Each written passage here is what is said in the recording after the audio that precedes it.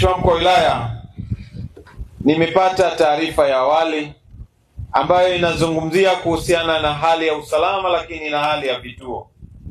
Lakini ikiwa bungeni kule, Mheshimiwa Amina ambaye ni mbunge wa Kibiti, na yeye alinifuata akaniambia kwamba Mheshimiwa Naibu Waziri, ulikuwa unajibu maswali kuhusu vituo vya polisi, lakini na sisi kule Kibiti yako maeneo tungedhani kuwa yangelizingatiwa ili kuweza kuhakikisha kwamba wananchi wale kwanza wanapata huduma za kiusalama kwa ukaribu, pili hali ya amani kuendelea kuimarika zaidi.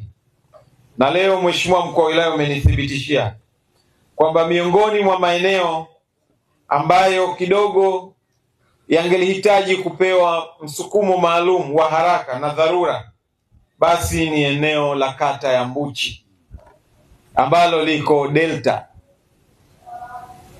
Eneo hili umesema kwamba kiwanja kipo, na kwa kweli kwa sasa wilaya inahamasisha wananchi na wadau ili kusudi kazi ya kukusanya vifaa ianze na kazi ya ujenzi ianze.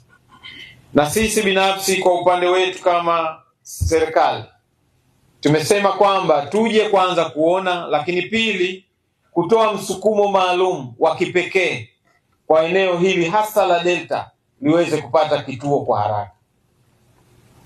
Na nataka nikuahidi Mheshimiwa Mkuu wa Wilaya na viongozi mbalimbali na wananchi kwa ujumla kwamba serikali ya awamu ya 6 chini ya uongozi wa Dr. Samia Suluhu Hassan inaendelea kujali wananchi wake na kuhakikishia usalama nyakati zote. Na ili hilo liweze kutekelezeka vizuri, miundombinu ya kufanya kazi kwa maana ya vituo ni jambo ambalo haliepukiki.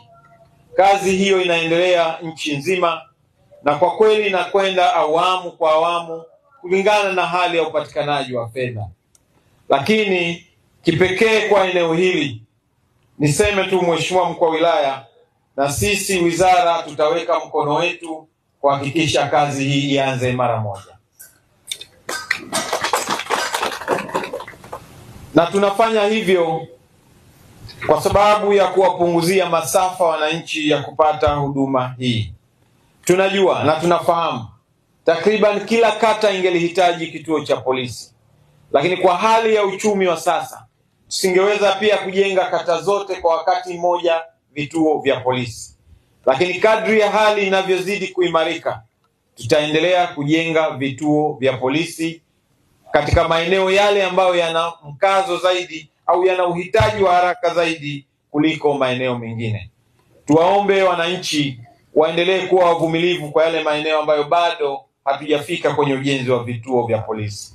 Kadhalika nitumie fursa hii kuwaomba sana waheshimiwa wabunge ambao kila jimbo najua kuna uhitaji wa vituo vya polisi, waendelee kuunga mkono jitihada hizi za serikali za kuhakikisha kwamba tunajenga vituo hivi vya polisi.